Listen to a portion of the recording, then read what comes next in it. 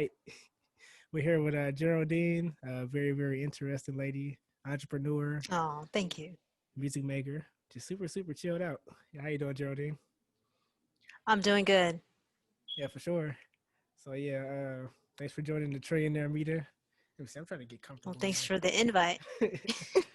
Yeah, for sure. So how have you Happy to been? be here. Yeah, thanks. I've been awesome. Life has been jam-packed and action-oriented. I don't like to say busy because I think busy has a negative connotation. Yeah, yeah, for sure. Yeah. Yeah, so how have you been handling like COVID and quarantine and having to be isolated away from people, things like that? To be honest with you, it's been a really positive thing for me. Not that I don't like being around people, but it's been a great time for reflection and getting really clear about where I'm heading in my life. So I've enjoyed it, and I like being able to control my time. Yeah, for sure. Yeah, that's super, super cool. I know like the beginning for me was like, oh no, because it was like I legit just watched my entire calendar just clear out, and then Um, yeah, it was pretty interesting. But yeah, it's pretty cool that you were able to sort of reset stuff like that. Have you been like doing any like meditation and things like that? Not as much as I would like to. I definitely have been doing self-care. Like I started doing yoga regularly and just stretching and eating right, but not as much meditation as I would like. Just haven't really had the discipline to like get myself to just sit every day and do it. How about you? Sort of. I still have to figure out exactly what meditation is. Hmm. Like I try to sit down with my eyes closed, but I just have a lot of thoughts and stuff shooting up, coming in and going out. So do you just sit there and think about nothing, or do you meditate on a certain subject? That's a great question. There's a couple different ways that I've used meditation in the past. I think the first thing is just allowing yourself to just sit there. And I think that the goal for meditation, at least for me, isn't really to clear my mind. It's mainly just to sit still and see what happens. So what I notice is that I'll sit there and I do have thoughts that fly in and out, but then eventually it'll kind of like I'll get answers to the things that I've been kind of wondering about. Sometimes I'll get out of meditation and all of a sudden write and have the inspiration to do something I didn't before. So I try to go into meditation without any expectation. I think that's the main thing. Okay, so you just kind of just sit there with your eyes closed. Is it like a certain time? Is it like a certain time Yeah. frame? It depends. Sometimes I'll sit there at minimum maybe 5 minutes, and I usually set my alarm so that way I can kind of measure. But 5 to 20 minutes is usually the time frame that I go for. Okay, I know I have friends who they'll sit there for like an hour. I don't know if I could do that. That's kind of long. yeah, yeah, for sure. That's super cool. Yeah, I'll try it then. It's just Yeah. all sort of thoughts just come in and out from just random stuff like, can crabs and lobsters have babies? and then and then from there to be like, why do they have church on Sunday? And then, like, why can't church be Monday? Yeah. And it just It, be stuff it's like that. good though. I think regardless, I think the main thing is like not to judge what's coming through and just to let it happen. There's a book that I read earlier in the year. It's called Quantum Spirituality, Okay, I'm gonna and write that he down. talked to yeah, quantum spirituality.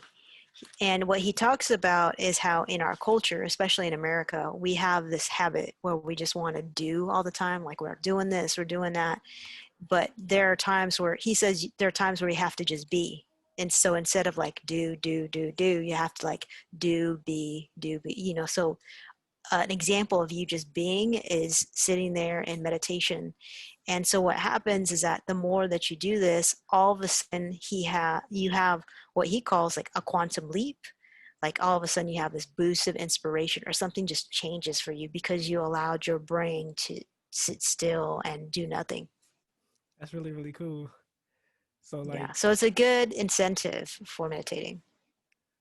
that's really cool. It's called quantum spirituality. Yeah. Who's the author again? Ooh, I don't know. But it Okay, has, if you look it up online, you'll see the cover. It's like orange and green and white, I think. That's super cool. Okay, yeah, I'll definitely try it out. So when you're just being, you're so if an issue pops up or something, instead of thinking about the issue, would you just not think about it, just be, and then the answer will come? Is it that sort of thing? Sometimes, yeah. Okay, Yeah. Yeah, because when you meditate, the idea is that you want your thoughts from your subconscious to resurface, but you can't do that with your eyes open and you're like consciously trying to force it. okay. So how do you normally like solve problems or think problems through and things like that? Good question. I ask people for feedback a lot of the time. Um, but let me think about my process. So something happens, and I have to admit, I'm not the best at, I'm not always the best at just looking at a situation objectively. Like I have my own opinions of how what happens, and maybe I'll have a judgment that comes up right away. But I'll spend some time thinking, and I go to one of two places. I either stress out and just think about it to myself, or I will think about who can I talk to within my network or my peer group so I can get a different perspective. So I'm always trying to think of people who will think objectively or maybe have more experience than I. And I try talking to them and see if I can like get myself to think differently. Okay, yeah, that's super Yeah. super cool. So how do you know that you have the right person to talk to about the situation? Well, I guess that's the um that's the part where, well, for me, I observe people a lot. So I think about, as we're in conversation, what's the nature of the things we talk about, what do I feel like they have really great insights on, and then I kind of have this mental bank of like who for what. So if it's about leadership, I'm going to go to this person. If it's about another topic, I'll go to another person. There are some times too where I'll reach out to trusted friends who I know have a wide network, and I'll say, hey, do you happen to know someone who knows about this or has this type of experience? And if they say yes, I'll say, are you okay connecting them with me, because I want to ask some questions. Okay, yeah, that's really really Yeah. cool. So are there things that can sort of help you? I know like crystals and stuff. Are there certain crystals that can like help you in situations or like bring certain energy towards you? Like, Yeah, that's a yeah, really great question, because the thing about, I guess, symbols, crystals, even sage and stuff like that, like all of these things have a purpose. And like crystals, like, oh wait, no, that's it. Crystals, like that's amethyst, and this is selenite. The crystals themselves, they don't really have the the the power or the strength. It's really your intention that it draws out of you. So if you think about us as a human race, we've existed for, I can't even quote how long, but we've existed for a long time. yeah. And these minerals, rocks, and crystals, they have gained these attributes, this knowledge. And so what these things do is they awaken something inside of us that connect to the fact that a selenite block is for clearing and harmonizing and all those other attributes. Same with the amethyst, is that that's for protection and all these other things, so that it awakens something inside of you. So if you have that intention to begin with, and that particular crystal can evoke that out of you, then you can hold one or put your hands by one, or bring it with you, and just know that it's going to awaken that part of you. So it's not about the crystal itself, it's about you with the crystal and putting your intention to it. Okay, So yeah, cool. that's how that works. That's So really in cool. terms of like selenite, I love that one because it's all about clearing, and it yeah, it's like a neutralizer. So I like to keep a lot of that one there, that little, yeah, that white one. Okay, and what's the other one? What's the other Hmm. one called again? The purple one? It's called amethyst. That one's Amethyst. pretty common. Yeah, a lot of it's a very commonly found stone, and yeah, that one's a good one. For It's sure. also, I can't remember what other attributes it has. You can look it up. They have them all online. Okay, yeah, definitely check it out. Yeah, let me see. Yeah. Yeah, all of that good old stuff. So yeah, now I wanted to talk about a little bit of music because I know you made music and stuff before, and yeah. So how'd you get started with music? Was that like your very first passion? Yeah, it was actually. I grew up in a very musical family. So when I was growing up in the 80s, my brother was a DJ. He was a battle DJ, and he also DJ'd people's parties and stuff like that. So, and my family in general just loved music. So they would have these parties and be dancing in the garage while my brother would DJ. Okay. So immediately I was just like, oh, I love music too, because everybody's like really, I found that it brought like a joyful energy. And then my parents would like, back in the day, there's like a karaoke machine called like minus one. Like Filipinos are kind of known for this, but it was like this. It's like a big speaker with like tape decks on top, and you play your karaoke, like your instrumentals, basically, and then you connect your mic and you like sing. So my family bought me one of those when I was a kid because they saw that I liked to sing along with music. So maybe singing was my first passion, and then after that, it's expanded to everything else. But yeah, I grew up in a very like music loving family. Yeah, that's super super cool. So do you find because I know you do public speaking and stuff, was is it tougher for you to public speak or sing or like musically perform on stage? Which one's a Oh wow, little tougher? this is a tough question because I haven't performed for so long. I think when I started performing, though, it came natural. It was something I just wanted to do, and Okay. I love the idea of having a microphone and your sound just your your voice just being amplified, especially with a unique talent like rapping or singing. Hmm. Um, but in terms of public speaking, I have to say at first it was pretty scary because there's a few different components. Like if you're a singer or if you're rapping a song, you can own that. You can memorize your lyrics. You can express it the way that you do and that nobody else can. But when you're talking in your regular voice, there's all these other components. What you say has to make sense. It has to, be in a form where you're either persuading or motivating. Like there's always a purpose to it, or you're teaching, and it has to be really clear. If it's up for interpretation. Whereas music, it's like it just has to sound the way you want it to sound. Yeah. And there's less. I feel like there's less judgment. I don't know. People probably go to talks and they don't judge people as much as we as speakers think, but I think that's just the natural, like there's an insecurity around it, like, oh, I don't know if I'm going to come across the right way. So it took me a while to be comfortable with that. Okay. Yeah, because I thought they say like people are more they would die before they would public speak. Like, Yeah, yeah, they're more yeah, afraid of public speaking than death. yeah. Well, do you know where that comes from? I heard like the reason why is the human race, we feel like that. So back in the day, when we were cave people, right? Everybody was pretty communal. Like you operate together, you go hunt and do all these things, day-to-day things together. But the thing is, when you're in such a small community, and you're like a cave person, or like back in the day in these like very primitive times, is that if you were to speak up and say something different from everybody else, then you were frowned upon back in those days. And there's not as many people, but it was like, so naturally as we evolve, we never want to be different. Like we never want to be looked at as a person who didn't agree or did something wrong, because we think we would be punished. So as a human race now, we don't really think about that naturally, but it's a part of us, and that's why we get so scared when it comes to things like public speaking or even speaking our truth to other people. Yeah, yeah, for sure. Yeah, that's Yeah, super super cool. Yeah, yeah, let me see, it's cause deep. yeah, yeah, a ton of that How do stuff. you feel about how do you feel about public speaking?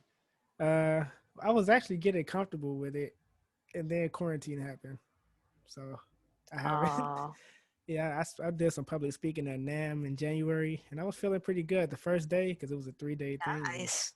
it was like sort of whatever. But the next 2 days, I was doing it, but it's been a little while though. I did a couple of Zoom ones, but it's not really the same, you know. But yeah, that's my take on Yeah. it. Yeah, that's pretty much my take on it. Music. I don't think I ever sung or anything on stage, so I can't really Mm, say that one. But I definitely did play the instruments and stuff, and it'll be a little nervousness there sometimes. yeah. Yeah, Yeah, I'd have to say I did have, before I would go on stage, I would have the butterflies, but it would be gone when I was on stage. yeah, yeah. Super cool. Let's see what else I got here. Let me see. Da da da da da. Da da da. Oh yeah. Like so making music and promoting and stuff maybe 20 years ago or so. Uh, do you think it was better for musicians and creative people back then than it is now since it's so saturated with like social media and stuff like that? I think there's a lot of pros and cons, like, to both sides. I think 20 years ago, being a up and coming artist, there was a lot of need and requirement around like creating a connection with people. So you did better if you performed, Hmm. because not everybody had money to like release their stuff online or widely distribute it. And there's something about back in the day, there's like this grassroots feeling around music. So you would get your name out there by word of mouth, by performing, by passing out flyers, by passing out your tapes. You know, like there are all these like more, I guess these days you would call them kind of primitive. There are all these forms of promotion that isn't necessary now. So as a result, you would create communities who were like kind of diehard fans. Like they would go to every one of your hip hop shows because they knew you weren't going to perform all the time, and they couldn't just turn on the radio and hear you. Yeah, So there's a lot of benefits to that, the grassroots movement of promotions. But then on the flip side, you know, you have a little bit of that now. The benefit of now is that it can be a lot more wider spread because there is social media. So, you know, I release a track today, and then people all across the world can hear that track and decide whether or not they like it. So you can reach so much more people. I think the downfall of there being so much music production being released is that there's so much music that your song could be relevant this week for somebody, and then next week they might be following some other tracks and totally forget about yours until they look at their Spotify playlist, if it's even there. yeah, yeah. Definitely Yeah, strange. Yeah, sometimes I wish I was in the back in the days because I'm not I really wish you that were much into. too. We Yeah, would have had a collaboration. yeah. I wish I was like in the '70s, like this age in the '70s. It would have been great. I want to know what that's like, being a Yeah, musician back then. yeah. Seems really cool. Yeah, just people can enjoy the shows without having their phones out. It's Yeah, just where it was a bunch of just phones up, like yeah. performing. It's like gets a little awkward, and you can actually get in a fight back there without ending up on the internet. That's real talk. Yeah, now you get knocked out. People in Europe is laughing at you. Yeah, So that's yeah. true. I do. There are moments though that I wish cell phones existed back in the day, because there was this venue that was in San Francisco called Maritime Hall, and all these like really dope artists used to perform. They have all these like a lot of shows, and so Common was performing one day at the Maritime Hall, and he was like standing kind of by like the edge of the stage, and somebody had pulled his shoe off. And so like he was like, oh, you know, like his shoe is gone. I wish that there were cell phones so people could capture moments like that and Yeah. put it on YouTube. But that didn't, you know, we didn't have that. Yeah, you think if you got in a time machine and went back to like maybe 1910 with an iPhone, that they'll think you're a witch? They would probably think I was weird. Yeah. Like, Yeah. whoa. Well, I wouldn't be. I wouldn't go back to 1910 for. Nah, I want to go to 1975 Oh yeah, because I yeah. love the sound of music at that time. The drums, all the instruments, all the melodies that were happening at that time. Hmm. Yeah, that's where I would go back. Well, for music at least. Yeah, that was like that funkadelic George Clinton type of stuff. I just Mhm. saw a movie from 1974, Willie Dynamite. Oh, okay. Yeah, such a great movie. It's an old school pimp movie, so it's really cool. And he had like the Nice. platforms with the old school Oh, Cadillac. is that the one? Yeah, yeah. Yeah, and like the Mac and all of those movies. Yeah, Hmm. good times. Yeah, yeah, smooth times. Yeah, for Yeah. sure. So if you do you think some of the with like marketing, do you think some of like the evergreen principles, like things that are going to work no matter what the technology is, like what are those things? Like Yeah, evergreen is interesting. And for those of you out there watching on YouTube who don't know what evergreen means, it basically means information or tactics that will work forever. Like they relate evergreen to a lot of like courses online. So like it's things that are relevant over time. Um, so they always talk about like evergreen content, you know. hmm I think in terms of evergreen, there's certain principles that will always work. Like I think the one thing that's worked since the beginning of advertising and marketing is when people do, they call them sales pages these days, but you ever go online, you land on a page and it talks about like, do you ever this is do you have challenges with blah blah blah, and there's all these pain points, and then it goes down and it's like a long page of all this like things trying to convince you.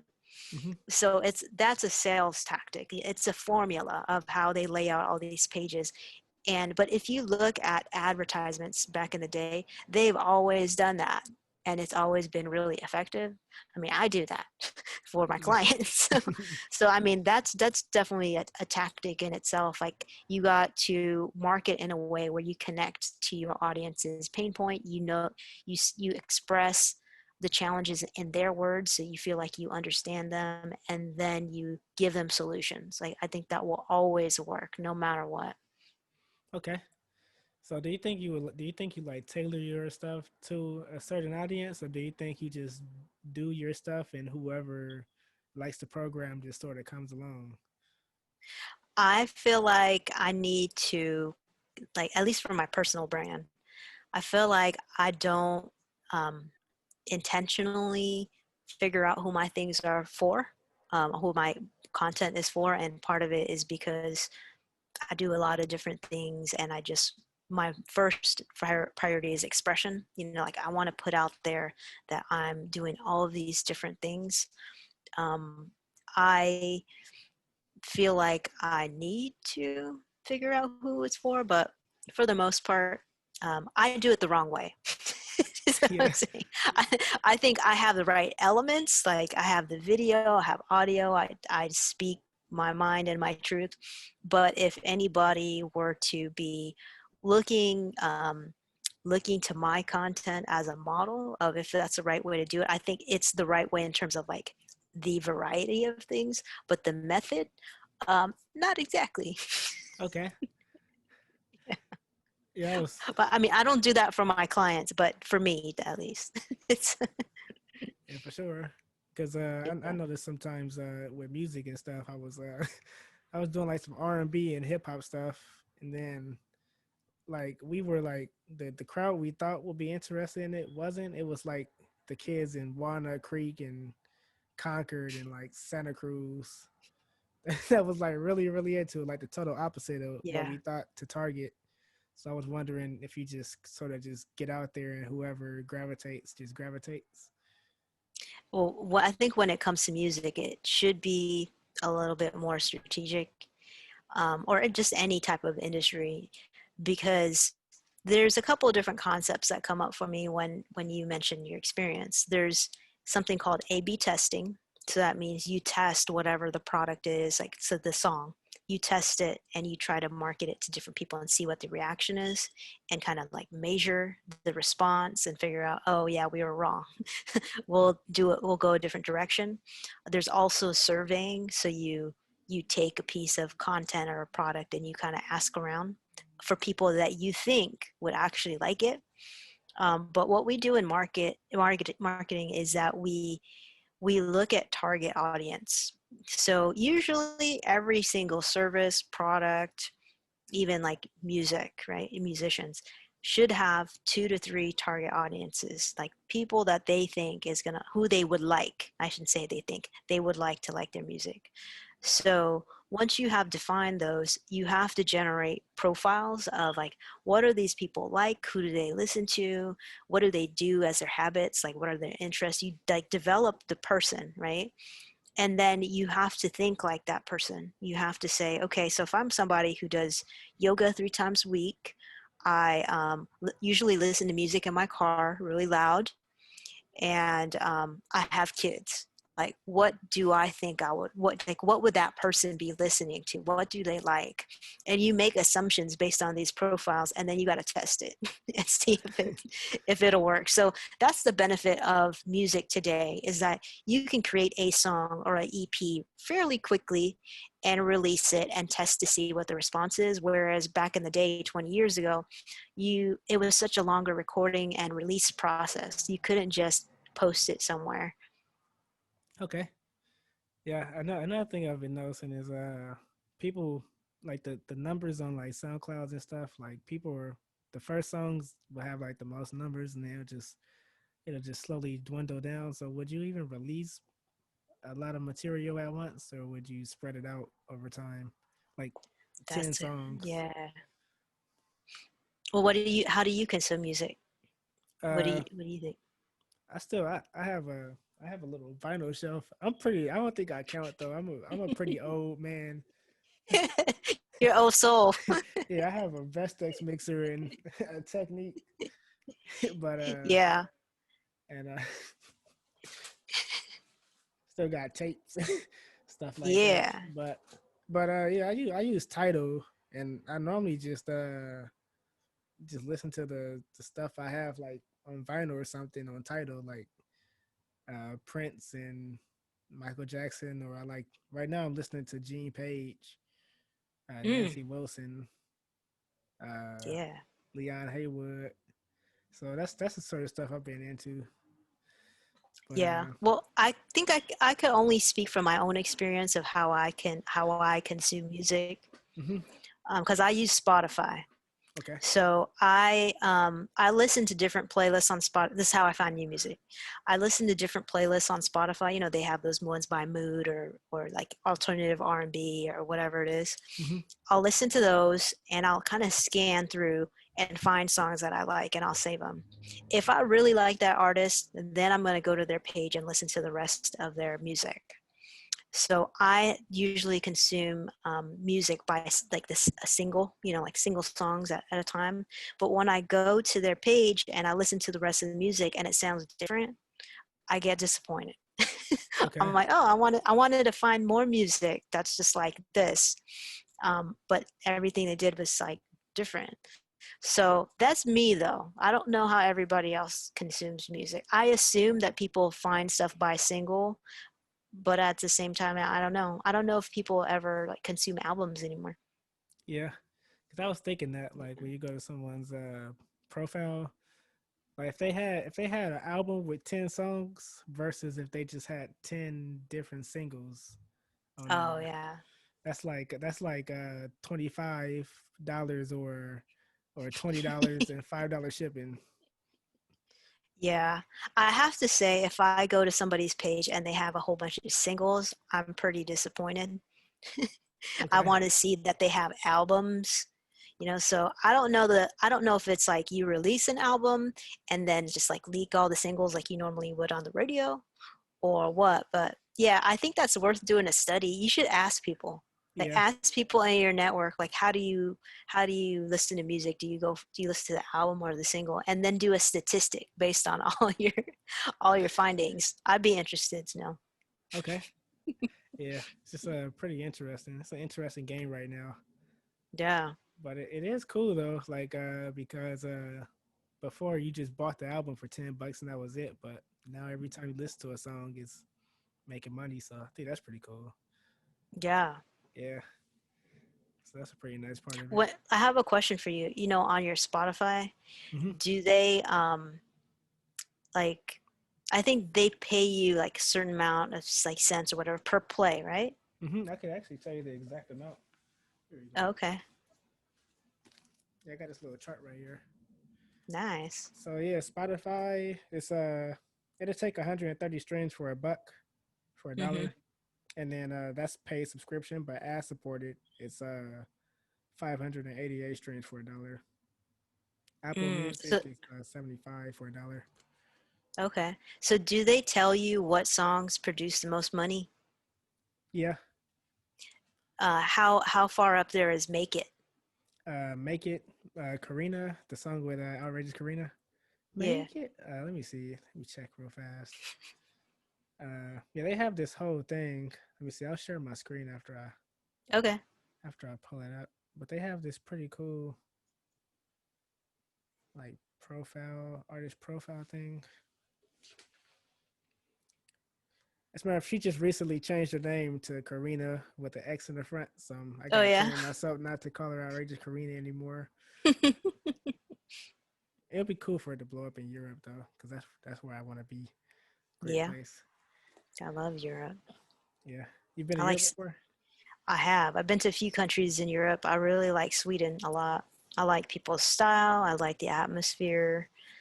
Yeah, it's cool. That's super cool. Yeah, Sweden. Yeah, that's where Free Drum is. The Bluetooth drumsticks. Oh yeah. Yeah, Okay. and Spotify's out there too in Sweden. Oh yeah, that's right. Yep. Yeah.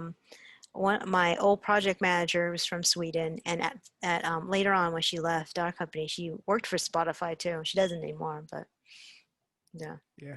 Is it like super futuristic looking over there? Like sort You of know, modern looking? I don't know. I was asking her because she was working in the San Francisco branch. I was asking her like, do they have anything unique like a slide or anything? Like, you know how like they say Google has a slide. Mm-hmm. I don't think they do. I don't know what Yeah. it looks like. I was meaning in Sweden, like Oh, Sweden. in Sweden. Yeah. Oh, okay. In general, Mm-hmm. what was your question about it? Like, It does it does it seem look, futuristic? yeah, futuristic, modern looking? Yes, their architecture is very like it's very like sleek. It's very like yeah. I think and the way that people dress, like they'll be wearing. I mean, this is a while ago that I went out there, but people will be dressing casually but wearing very stylish, like wearing a blazer with some jeans that are kind of like cut capri style, and then some like cool shoes. Yeah, I don't really know how else to describe it, but people there seem cool. Yeah, that's super cool. Yeah. How are they like? Are they like very friendly? Maybe standoffish? That I couldn't tell you because I was just stopping off of a cruise. So like I didn't get to stay for very long. And I don't know that they're like all English speaking either. So I didn't really get to engage with anybody. I was mainly just like looking around. Yeah, yeah, that's super cool. Yeah, it'd be cool to go out there. Mhm. Yeah, hopefully London after. was London's amazing. Like when I saw London, like everything is so big and grand, like all the buildings, there's hella people there.